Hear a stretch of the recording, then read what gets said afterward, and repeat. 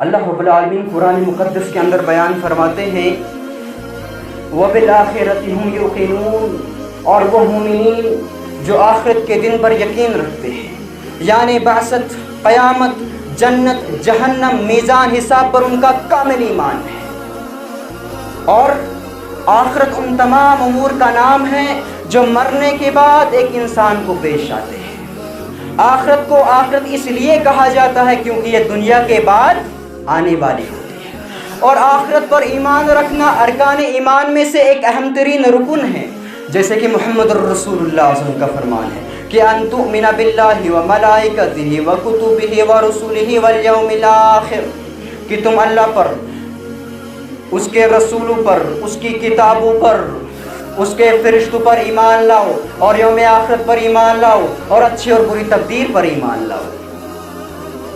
اور آخرت پر ایمان لانے کا مفہوم یہ ہے کہ وفات سے لے کر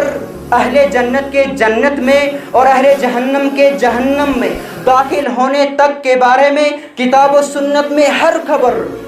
احوال قبر، علامات قیامت، حوض کوثر، یوم بعثت، میزان، پل صراط، حوض کوثر، ان پر مکمل تصدیق کی جائے، ان پر مکمل اعتقاد رکھا جائے۔ اس اعتقاد کے بغیر کوئی حقیقی مومن نہیں ہو سکتا ہے۔ اسی لیے امام ابن قیم رحمۃ اللہ علیہ فرماتے ہیں کہ آخرت پر ایمان کا حصول اس وقت تک ناممکن ہے جب تک نہ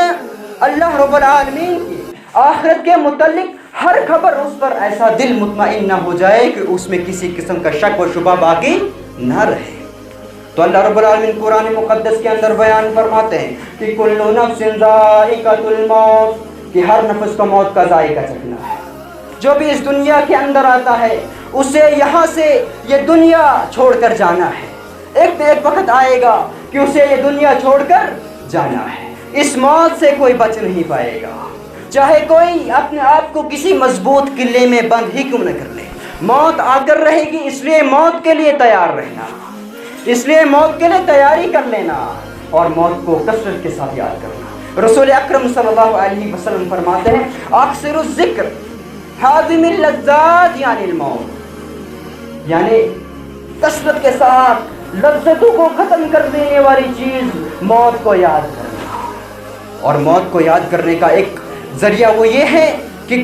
زیادہ سے زیادہ قبروں کی زیارت کی جائے، کیونکہ تاکہ ایک انسان کو یہ احساس ہو جائے کہ مجھے بھی ایک دن مرنا ہے، مجھے بھی اس قبر میں جانا ہے، تو میں اس دنیا کے پیچھے کیوں لگا ہوں، اس دنیا کی مال و دولت کے پیچھے کیوں لگا ہوا ہوں، جبکہ میرا ٹھکانہ بھی، میرا اینڈ بھی، میرا آخر بھی یہی قبر ہے، میرا گھر بھی یہی قبر ہے، تو اس دنیا کے پیچھے کیوں لگا ہوا ہوں میں۔ اور موت کے وقت جو تکلیف ہوتی ہے وہ ناقابل برداشت ہے۔ یہی وجہ ہے کہ رسول کریم صلی اللہ علیہ وسلم کے وفات کے وقت آپ صلی اللہ علیہ وسلم اپنی زبان مبارک سے کلمہ پڑھتے ہوئے یہ ادا فرما رہے تھے کہ ان للموت سکرات، کہ بے شک موت کے وقت بڑی تکلیف ہوتی ہے، اور اس لیے رسول اکرم نے فرمایا موت کی تمنا نہ کرنا، کیونکہ موت کے وقت بڑی تکلیف ہوتی ہے۔ بلکہ رسول اکرم نے ہمیں دعا سکھلائی کہ اس دعا کو کیا کرنا، اللہم احیینی ما کانت الحیات خیرا لی، کہ اللہ مجھے اس وقت تک زندہ رکھنا جب تک میرے لیے زندگی بہتر ہو، وتوفنی ما کانت الوفات خیرا لی، اور اس وقت مجھے موت دینا جب میرے لیے موت بہتر ہو۔ یہ دعا کرنی چاہیے۔ تو جب موت کا وقت آتا ہے، رسول اکرم صلی اللہ علیہ وسلم بیان فرماتے ان العبد المؤمن اذا كان في انقطاع من الدنيا واقبال من الاخره نزل اليه ملائكه من السماء بيض الوجوه، کہ جب مومن بندے کا دنیا سے رخصت ہونے کا وقت اور آخرت کی طرف سفر کرنے کا وقت آتا ہے، نزل الیہ ملائکۃ من السماء بیض الوجوہ، تو روشن چہروں والے فرشتے اس کے پاس اترتے ہیں، کأن وجوہہم الشمس، گویا کہ ان کے چہرے سورج کے مانند چمکدار ہیں، معہم کفن من اکفان الجنہ، اور ان کے پاس جنت کا لباس ہوتا ہے، جنت کا کفن ہوتا ہے، اور وہ اس میت کے پاس بیٹھ جاتے ہیں، یہاں تک کہ موت کا فرشتہ آتا ہے اور میت کے سر کے قریب بیٹھ جاتا ہے اور کہتا ہے کہ اے پاکیزہ روح، اللہ رب العالمین کی مغفرت اور رضامندی کی طرف نکل پڑ۔ تو وہ روح ایسے نکلتی ہے، رسول اکرم صلی اللہ علیہ وسلم فرماتے ہیں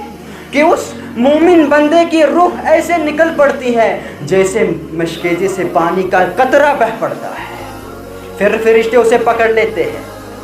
اور ایک لمحہ بھی نہیں گزرتا ہے، دوسرے فرشتے اسے اپنے پاس لے لیتے ہیں اور جنت کے کفن میں، لباس میں لپیٹ دیتے ہیں، اور اس سے اتنی خوشبو آتی ہے، کستوری کی خوشبو جو زمین کی سطح پر موجود ہے، اور پھر اس کو لے کر فرشتے آسمان کی طرف چڑھتے ہیں، اور جس فرشتوں کی بھی جماعت سے گزرتے ہیں وہ کہتے ہیں کہ یہ روح کس کا ہے، یہ پاکیزہ روح کس کا ہے، کون ہے یہ شخص؟ فرشتے کہتے ہیں یہ فلاں کا بیٹا فلاں ہے، اس خیر نام کے ساتھ ذکر کرتے ہیں جس خیر نام کے ساتھ اسے دنیا میں پکارا جاتا تھا، یہاں تک کہ آسمان دنیا تک پہنچ جاتے ہیں اور اس کے لیے دروازہ کھلوا دیا جاتا ہے، تو اس کے لیے دروازہ کھول دیا جاتا ہے، اور فرشتوں، ہر آسمان کے معزز فرشتے اگلے آسمان تک ان کے ساتھ چھوڑنے کے لیے آتے ہیں، یہاں تک کہ 7ویں آسمان تک پہنچ جاتے ہیں۔ اللہ رب العالمین پر حکم دیتے ہیں کہ اس میرے بندے کے نام اعمال علین میں رکھ دو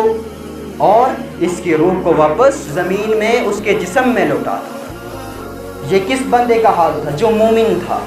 مومن تھا، جو نیکوکاروں میں سے تھا، لیکن وہ انسان جو گناہگار ہوگا، جو کافر ہوگا، ان العبد الکافر اذا کان فی انقطاع من الدنیا واقبال من الاخرہ نظر الیہ ملائکۃ سود الوجوہ۔ جب کافر بندے کا دنیا سے کوچ کرنے کا وقت اور آخرت کی طرف روانہ ہونے کا وقت آتا ہے تو آسمان سے سیاہ چہروں والے فرشتے نازل ہوتے ہیں اور کہتے ہیں، فرشتے نازل ہوتے ہیں سیاہ چہروں والے، اور ان کے چہرے سیاہ ہوتے ہیں اور ان کے پاس جہنم کا ٹاٹ کا کفن ہوتا ہے بدبودار، اور وہ اس میت کے پاس بیٹھ جاتے ہیں، اس کافر بندے کے پاس بیٹھ جاتے ہیں، یہاں تک کہ موت کا فرشتہ آتا ہے اور اس کے سر کے قریب بیٹھ جاتا ہے اور کہتا ہے کہ اے بدبخت روح نکل، تیرا رب تو اسے بڑا ناراض ہے،